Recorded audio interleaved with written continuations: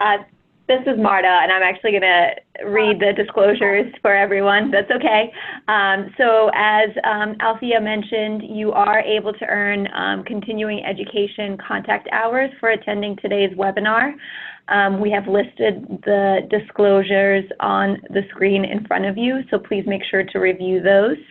In order to receive your evaluation credits, all you have to do is at the end of the session, you will see a link, a slide with a link to access the program evaluation.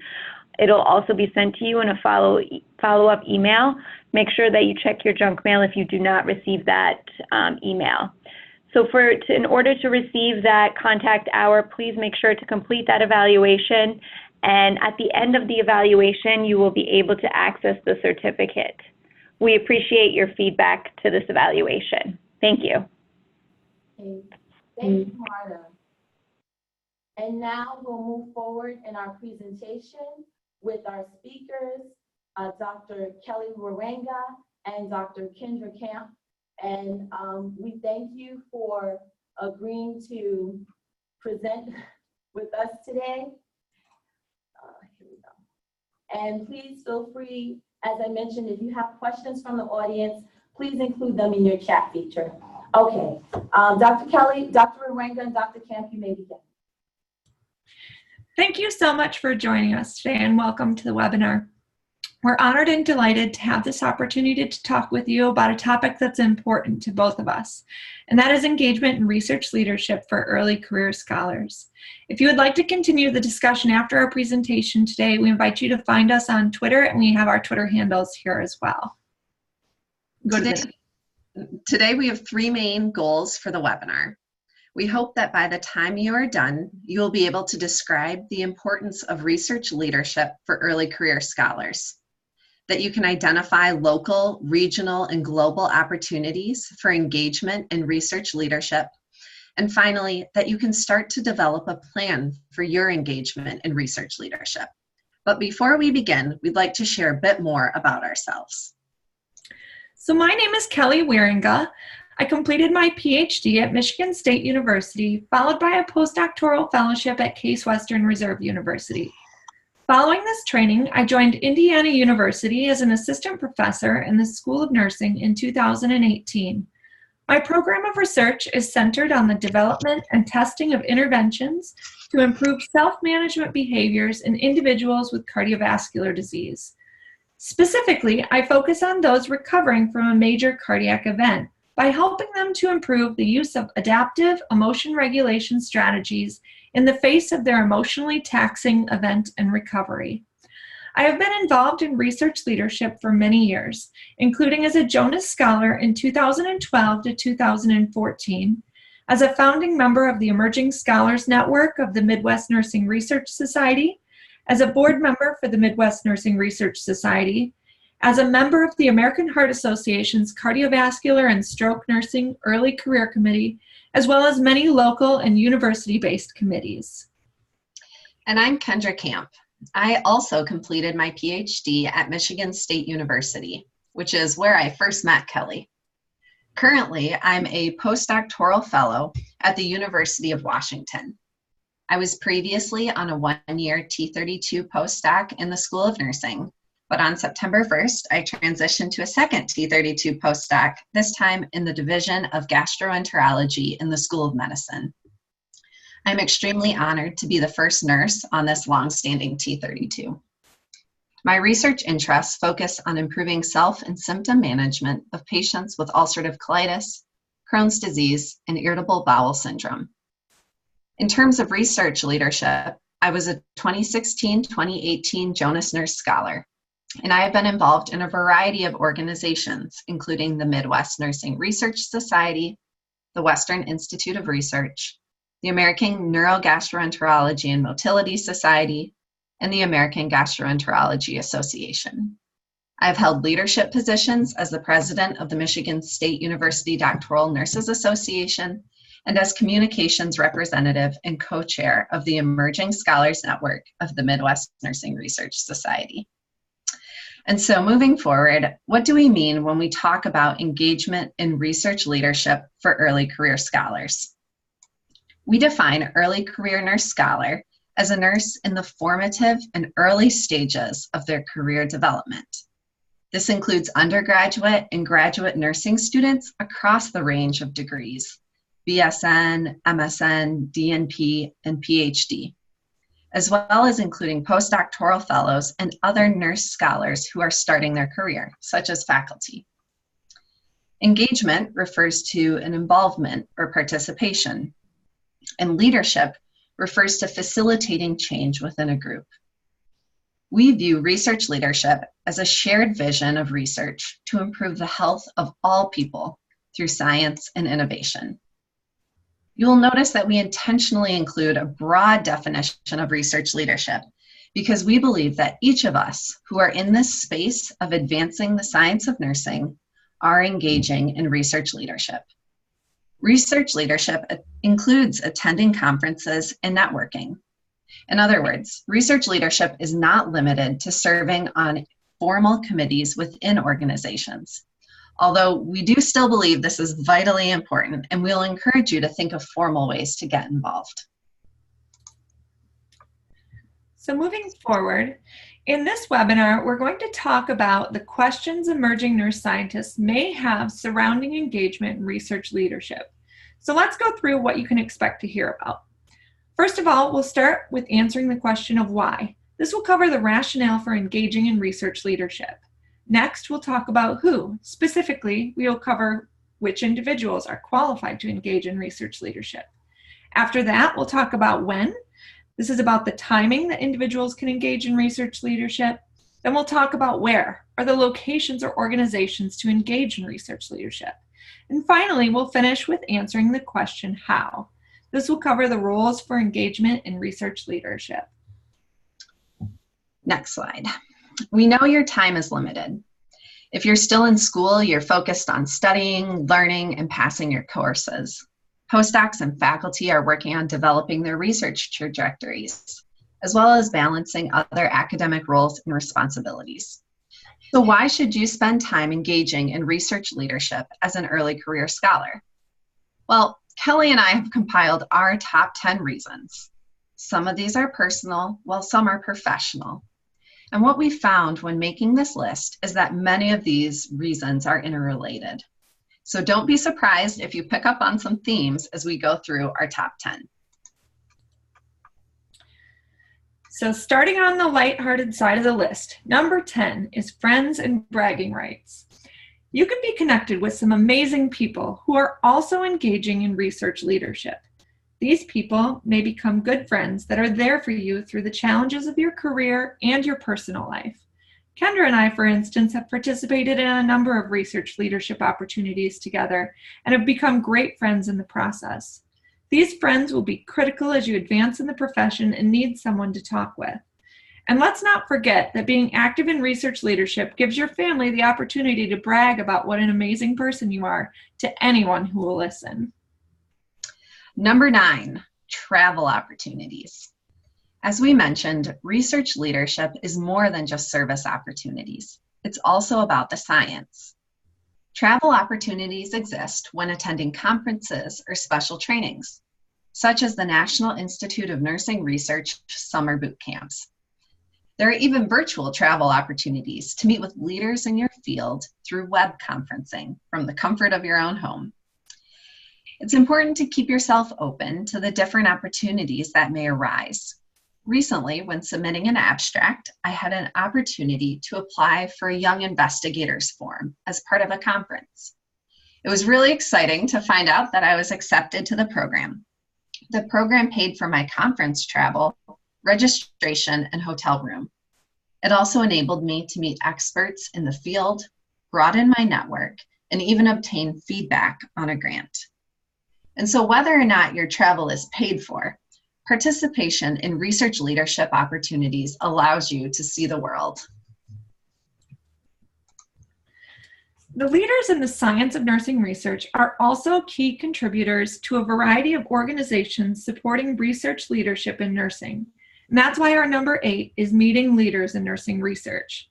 An easy way to start conversations with these leaders is while networking next to them in research leadership. Your devotion to the profession will be evident and will open doors for you with these leaders. Connections can be made that will advance your opportunities in service and in research, then may provide you with mentorship or connect you with other mentors, and they may help you to secure training opportunities. As an example, one of my informal mentors and I met while presenting at a conference. They were interested in my poster and stopped to talk with me. Because we were both engaging in research leadership of presenting at a conference, I was able to form a new connection. This mentor is only a phone call or email away, and many times has offered to help me form connections with other leaders in nursing research. Number 7, you can learn about diverse research methods. We have tendencies to use the same or similar methods over and over again. We become familiar with them. Engaging in research leadership opportunities through attending conferences and expanding your network of other leaders can introduce you to new and diverse methods. For example, one conference I presented in a session with several others. One of those presentations focused on saliva collection. It was interesting, but not really relevant to my research. However, a year later, I found myself working on a project that was going to collect saliva samples. Thanks to this presentation, I had a bit of knowledge about the topic, and I immediately knew who I could reach out to. So even if that presentation you're sitting through doesn't seem very applicable at the moment, you'd be surprised at how it can help expand your views of diverse research methods. So at number 6, we have expanding your CV. It is critical for early career scholars to be purposefully working toward expanding and balancing their CVs. Reasons for adding content to your CV include securing funding and receiving positive annual reviews and promotion. Engaging in research leadership can expand your CV, adding valuable lines to the different areas needed for promotion and tenure. Once you're engaged in one research leadership opportunity, they can quickly snowball, providing access to many more opportunities. As an example, Kendra and I participated in research service opportunities early in our careers through local and regional organizations. After several years working to advance early career nurse scientists, we were asked to write an editorial on early research leadership. And all that leads us to today, where we're presenting to you here. It may sound self-serving, but each of these opportunities has provided us with a valuable line to add to our CVs. Number 5, give voice to early career scholars. By serving in leadership roles, you can also provide a voice to the larger community of early career scholars. For example, while serving on a communications committee, I was able to discuss the need to integrate more modern communication approaches such as social media. This can be especially important as some organizations are less familiar with social media. In another instance, myself and a group of other early career scholars identified that additional mentorship would be beneficial. We were able to share this need with the organization's board and provide suggestions for what such a program could look like. Oftentimes, the challenges that you are facing are not unique to your organization. By reaching out and giving voice to these issues, you can help the community of early career scholars. So here we are at number 4, future funding opportunities. Participating in research leadership can make you eligible and positioned for future funding opportunities. It may not seem evident, but service to an organization, although not specifically related to funding, can support your research applications. Partnering your service and research interests can increase your eligibility for funding opportunities. You may be alerted to upcoming applications and supported by those senior scientists surrounding you. Additionally, areas of service may relate directly to the work you're doing and strengthen your funding applications. An example of this would be if your area of service and that of your research is congruent.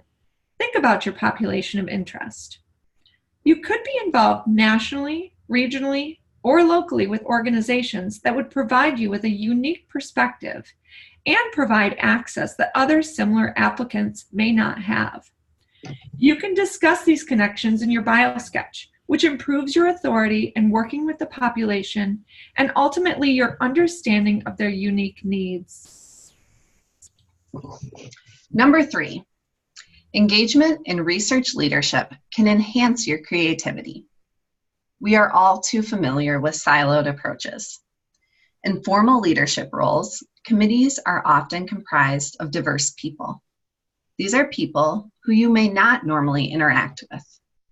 Regardless of formal or informal leadership roles, listening to a diversity of opinions can expand your thinking about a current problem or challenge, and it can open up new and creative approaches that you may not have considered before.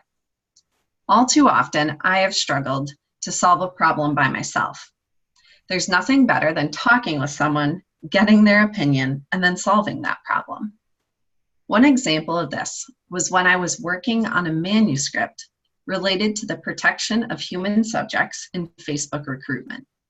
I kind of knew the direction I wanted to take with the paper, but I was having a hard time synthesizing my ideas. I knew someone from one of the committees I served on had also used Facebook for recruitment, so I reached out to her for her expertise. She, in turn, not only contributed to the manuscript, but also identified that we would further benefit from someone with expertise in digital security. Together, this manuscript became much better than if I would have written it by myself. So when you're active in research leadership, opportunities will be readily available to you. So our number 2, which is very important to the advancement of early career scholars, is the greater availability of training, promotion, and leadership. My personal trajectory was easier because I engaged in research leadership opportunities.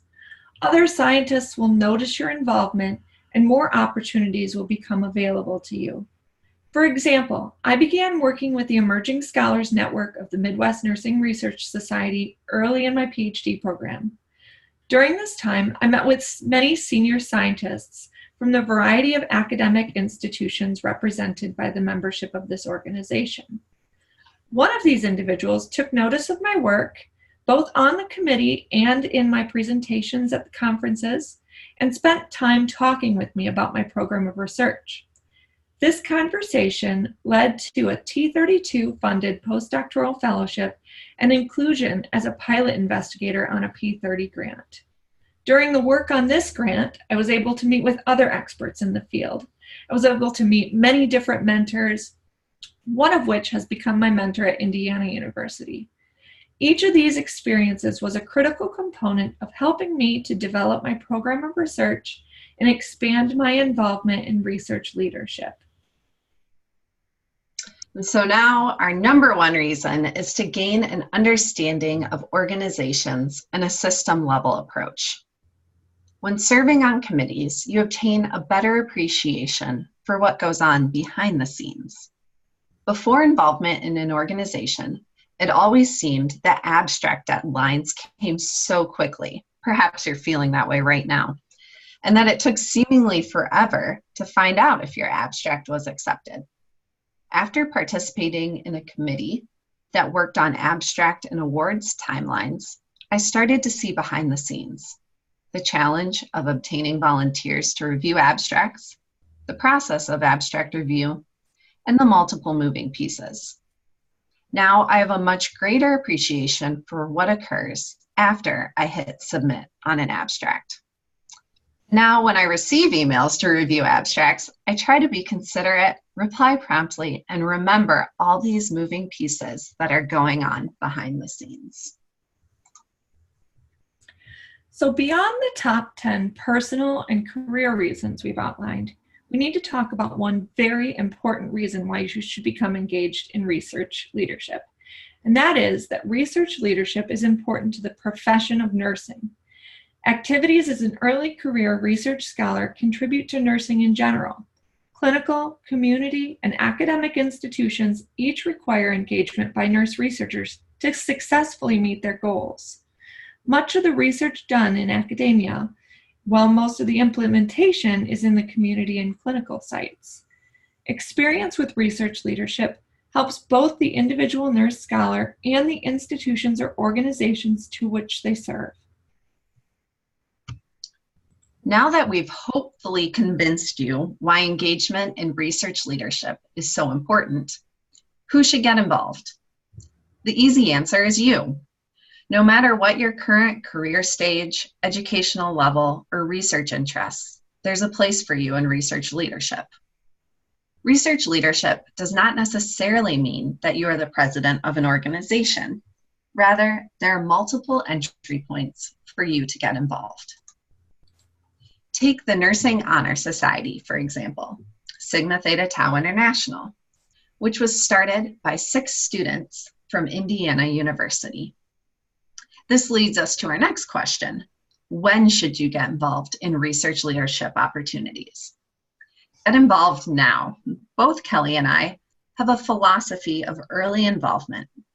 We have already discussed the many reasons why we think early involvement is essential. Even as a student, there are many opportunities. One recommendation is to start small, since oftentimes one opportunity will open more doors. My involvement during my undergraduate years was to participate in the Student Nurses Association. It is amazing how people notice others who just show up and participate. This opened doors for me to eventually become the president of the Student Nurses Association.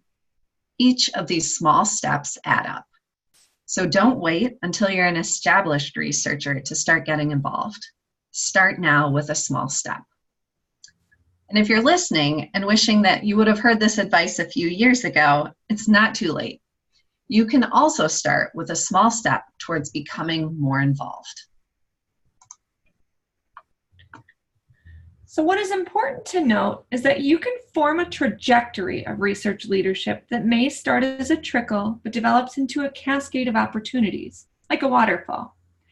As I noted in my bio for this presentation, I've been involved in research leadership since my time as a staff nurse. I started by leading a journal club where a group of staff nurses would examine research evidence. We would meet and discuss the evidence, suggest relevant changes to hospital policy, and help administrators to understand why we were suggesting the changes to improve patient care. This work then prompted both research inquiry projects, where we would focus on a specific nursing care issue, and also on a staff nurse-driven research project, both of which I provided leadership. I then shifted my focus to leadership in my PhD program with the development and leadership of a doctoral nursing student association at Michigan State University. As a founding and executive member of the Emerging Scholars Network of the Midwest Nursing Research Society. All of these experiences have taken me further than I imagined early in my career, as I'm currently serving on the board of directors of the Midwest Nursing Research Society. And I look back and I think about all these experiences and how they started from just reading research with some peers. It may seem like a small step to start with, but it easily forms into something else.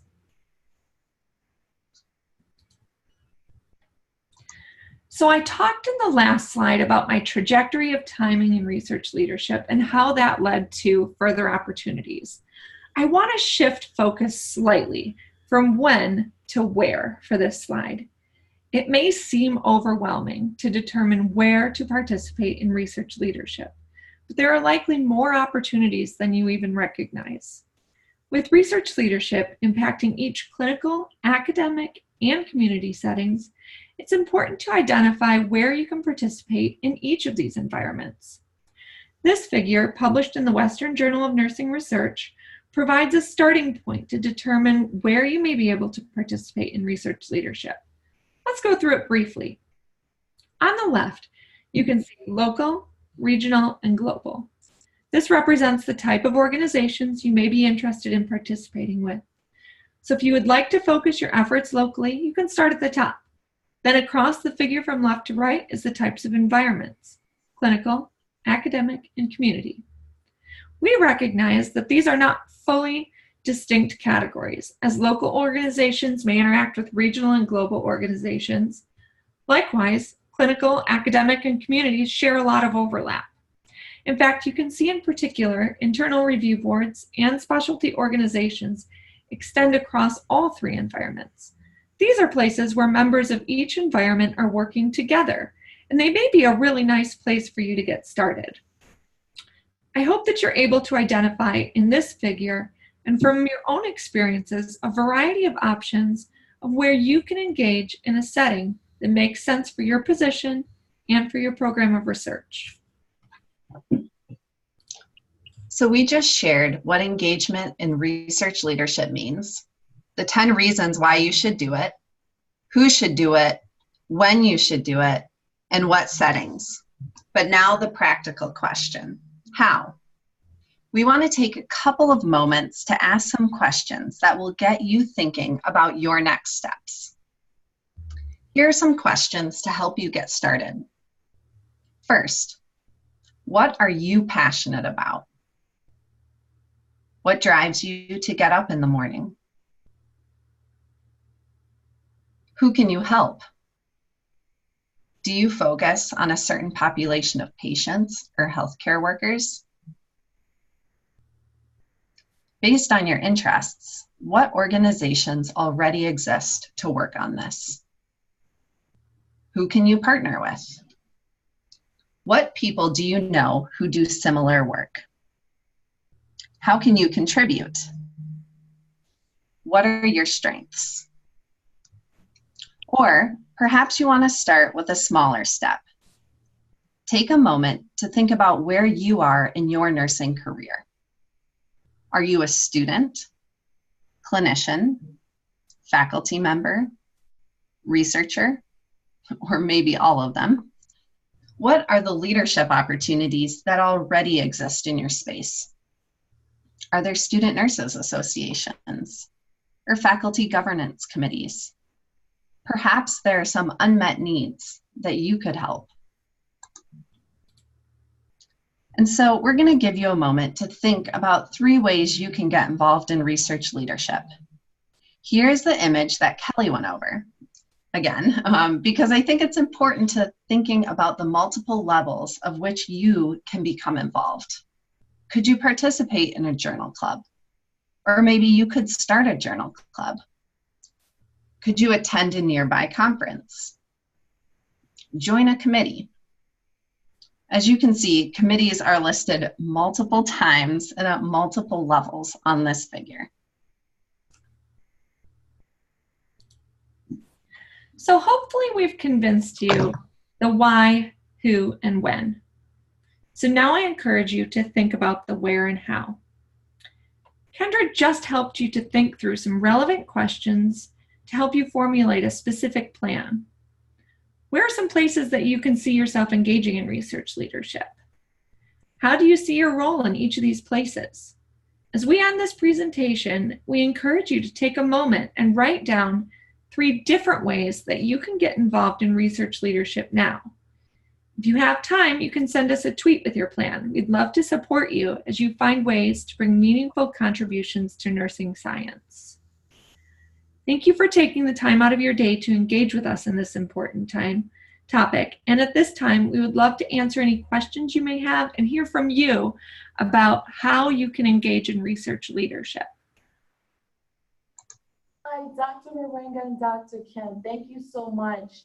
One of the questions that we wanted to ask was, one of the things you mentioned here was, what are you passionate about? What would you recommend for those people who may have multiple items that they're passionate about, or maybe they've worked in one area but they're passionate about another area? How would you recommend they get involved in research leadership? I think that's a really good question. Thank you. You know, both of Kendra and I are engaged in research leadership in a couple different areas. We have passions for different things. One of the things that we're both engaged in is helping to advance early career scholars in their research as they move forward as students into faculty roles, helping them to get connected. And so we're both engaged in an organization that helps with that. But we are both also engaged with organizations that support our patient populations. So I don't really see it as an either or issue, it's an and. And so I encourage everyone out there to think about ways that they can Maybe combine two passions into one, or you can just be active in multiple places. And there's so much work for all of us to do that you're more than welcome to do that. Kendra, do you have anything to add? No, I agree. Like Kelly said, we both have multiple areas of interests, both in our clinical populations as well as overall thinking about how we advance early career scholars and create supportive environments for them. And so I think it's possible to engage in multiple different areas. Of course, you want to keep everything in balance and not sign up for all sorts of service opportunities and not have time for doing other things like your research, your teaching, or your learning. So just keeping that in mind is important as well. Okay, thank you. That was really good information. And we have another question. It's more of a two-part question. So I'll say the first part is, what strategies do you use to help advance writing for publications beyond manuscripts? And then the second part is, what metrics would be used to assess professional development as scholars? Should I go over that again? I got the first one, so why don't I start with the first question here? Sure. So some strategies to use to write beyond manuscripts. So this is actually something that I've been interested in. I wouldn't say that I'm an expert, but I have noticed that there's a lot of communication with the academic community in social media. Specifically, I've found that Twitter can be a really great place for academics to communicate about their interests. And I think it's a great way to find some really interesting leaders in research. Now, those may be in nursing and they may be beyond nursing, but I think that that's a way that you can enhance your creativity, is by following a number of people in this academic social media and learning from them on a regular basis. This helps me to stimulate ideas. Not only is it one avenue that I can use to write beyond manuscripts in social media, but also it helps me when I'm writing manuscripts to think about the issues that we're looking at in a more varied and diverse way.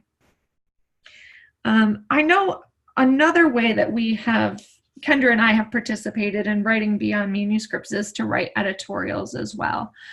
And so there's a lot of opportunities to do that, especially when you're engaged in research leadership.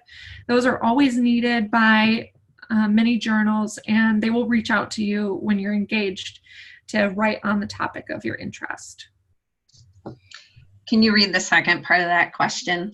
Sure, and thank you. I'm glad you mentioned the idea about the social media, because we know that's definitely an emerging area for many people, many nurses, and in the healthcare profession. The second part of the question was, what metrics do you use or can be used to assess professional development as scholars? So for example, we know sometimes things like professional organization memberships may be viewed, or different competencies, or even as we talked about, publications or awards. So what other types of things you think could be used to actually assess professional development as scholars? Yeah, so Kendra, do you want to take this or do you want me to keep talking? Go for it. So it really depends on your institution as far as what metrics they're going to accept.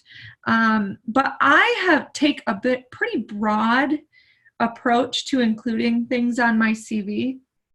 I do not at this point, but I do know people that include some of their social media interactions as components of their CV.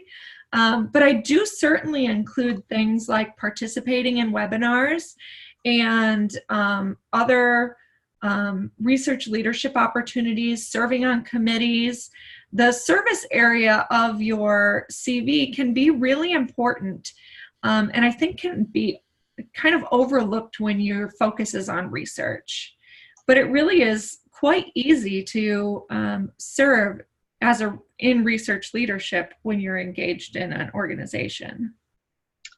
Yeah, so for me, in terms of metrics, I on my CV, I keep a record of organizations that I'm a member of, organizations of which I am a member of a specific committee. I list those out separately.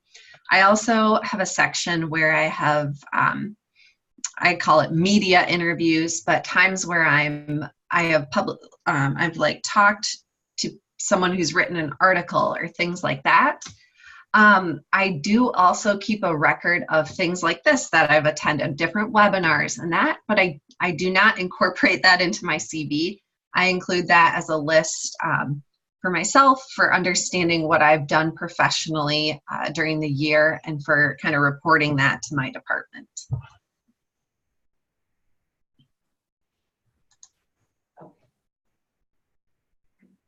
Okay, thank you so much. It sounds like it's really good. A key thing here that I've heard you mention several times is the connections. So whether it be with the organizations, community, or professional organizations, it sounds like as scholars that would be a key thing that they want to make sure that they're participating in. Would you say that, or would you agree? Absolutely. I think, as we had shared, both Kelly and I started small. We just started by attending things and showing up, and this opened more doors for both of us. And I'd say that by interacting in these organizations and on these committees, it opens more doors for people that you might want to work with, people who you might want to go and get a postdoc with, or people who you may want to go to that institution for a faculty position. And so, yeah, I think the building connections is important. I think it can be overwhelming to think, how in the world do I start? But I think it's just starting slowly, small, getting involved. And as I mentioned, it's amazing that when you just show up and do what you said you would do, that people take notice. Thank you. That sounds really good. And it's funny you mentioned the word overwhelming.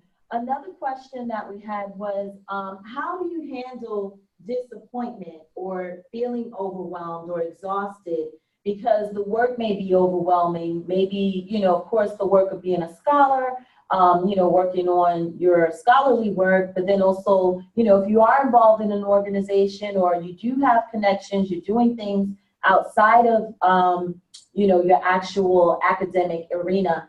How would you handle disappointment if it becomes too much, or maybe burnout? What would you recommend for that? I think that's a really good question, and I'd like to go back to earlier in the presentation when we talked about making connections, both with, forming friendships with people that you're serving with, as well as creating a network of mentors. I don't think that you can really do this type of work all alone. It's, overwhelming is a really good word for it. You can easily get stuck, in your silo, thinking about things the way that you're thinking about them. But when you've created a community, both with the immediate people you work with, but also with the global network of scholars that are out there, you can reach out to them. And many times, as Kendra used an example of earlier, you may be struggling with a problem for, days, weeks, even months, and you reach out to another scholar, talk to them about it, and there's an elegant solution that you were just missing because you were kind of stuck in the weeds. And so I think that my number one strategy for avoiding feeling overwhelmed and disappointed is to have this network of people that you regularly reach out to. I completely would agree with that. I try and have not only established mentors in the field, but also friends and colleagues who are just a step or two ahead of me career-wise. And Kelly is one of those people for me. And so everything that I go through as part of my postdoc, feeling overwhelmed, how do I deal with disappointment over a grant rejection, Just about all of it, Kelly has already been through. So I reach out to her, and I also reach out. I have some friends who we try and touch base once a week, and share what we're working on in terms of accountability, but also any struggles that we have. And that we sometimes, meet via Zoom, or sometimes we just text each other. And so I think it's important to think strategically about who around you can support you. I'm actually really glad that you brought up this slide right now, because I wanted to touch base on how important the Jonas Network has been to, I know, both of us as well as other Jonas scholars, but I actually have created a network of people just through my participation in the Jonas Scholars Program. And those people I also can reach out to. They're in the same stage as I am, and so they really understand what it's like to be where I am. Thank you. I'm glad you mentioned that. That's really good to know. And also what I was going to mention before was that, this webinar was actually pulled together by our Jonas Scholar Alumni Council. So we're also grateful to them for their support. And we had another question in addition, as we're talking about support and working with each other and connecting. What resources would you recommend in terms of maybe publications or books or other authors that may provide more information about connecting and mentorship and taking that step moving forward?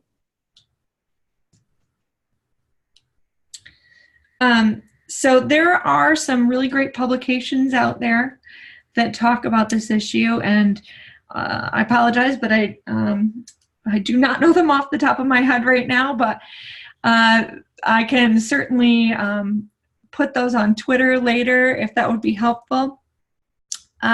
So I would say that one of the best ways that I have supported my manuscripts is by talking with others who have more experience. In particular, I have a couple of mentors that I have met through organizations that I served on, and they are editors of journals.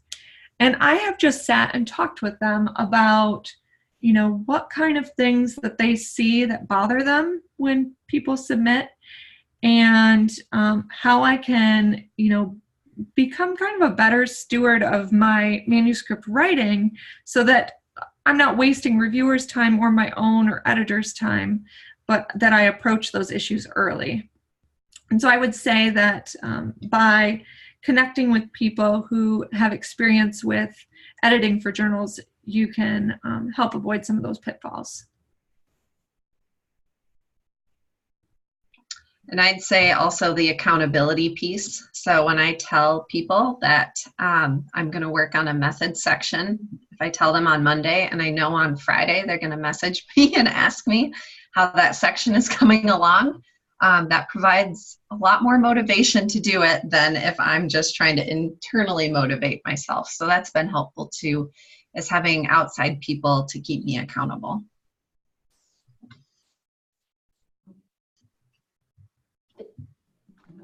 Okay, thank you so much.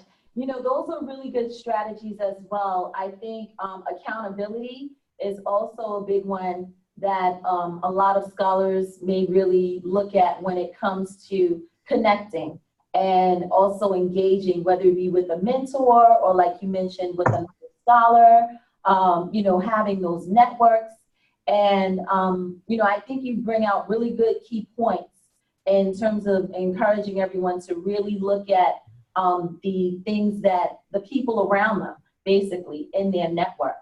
And another question that we were thinking about is, in terms of getting involved in, say, maybe things outside of the box that you may not think may be normal. So, for example, we have a focus, as you know, also on veterans healthcare. And one of the key things there is working in the field of telehealth. So in doing that, and being with technology today, how would you encourage scholars if they have an idea that they think is outside of the box that may or may not be traditional in terms of networking or trying to reach out? How would you encourage them to try to present that or move forward with that? I think that's a really good question. Now that I'm in a faculty role, one of the things that I need to do to move my program of research is to move beyond my areas of comfort. One of the ways that I'm doing this is that I'm trying to move my intervention to working with rural communities and using telehealth. But I originally didn't have a lot of experience with how to do that. I mean, I meet with colleagues on a regular basis using meetings like Zoom, but that's different than approaching patients. And so I was able to connect with a variety of other committees and organizations in my state that deal directly with those ideas. And so what I try and do is tease apart like different components. So say, for instance, the telehealth and rural communities. I approached both of those individually, and so I talked with communities of organizations who are dealing with rural groups, and then I also talked with those who are advancing technology to see if I could find a way to bring everyone to the table to address the health issues that we're noticing in nursing. And I think that's something that nurses do well, is that we are able to bring people together with diverse opinions. And so sometimes when you have outside of the box and creative thoughts, it requires going to multiple different people and getting different opinions and different expertise. And you probably won't find that all in one person. Looking in your organization or going to conferences and seeing who's presenting, who's on the cutting edge of what you're looking to do. Okay, thank you so much. It sounds like you're really saying, again, that whole connecting with networks and organizations, that theme seems to really be relating and moving forward throughout your presentation today. Did you have any final comments or thoughts you wanted to share with everyone before we wrap up our presentation today?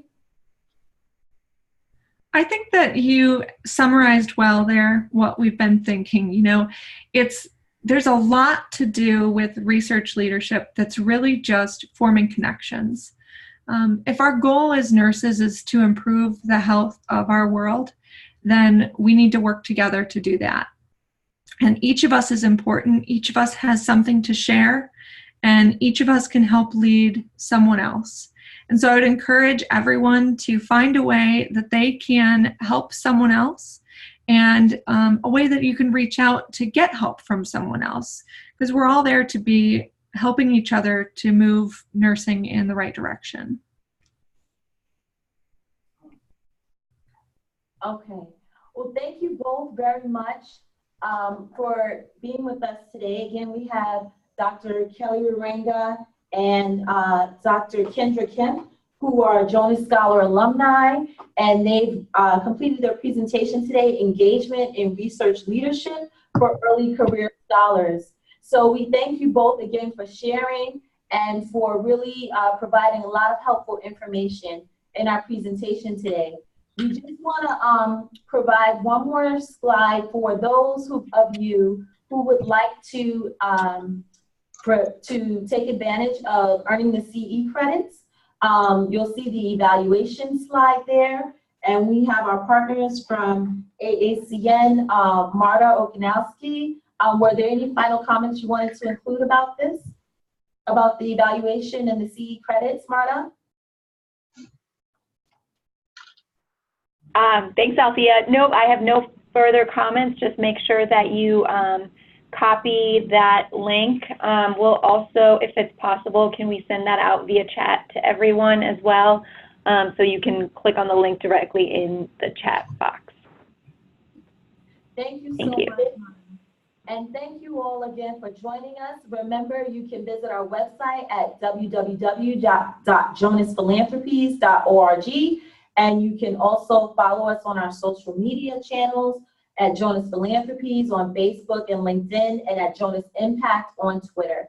Again, we appreciate all of you joining us today and your participation, and we hope you have a great day. Thank you.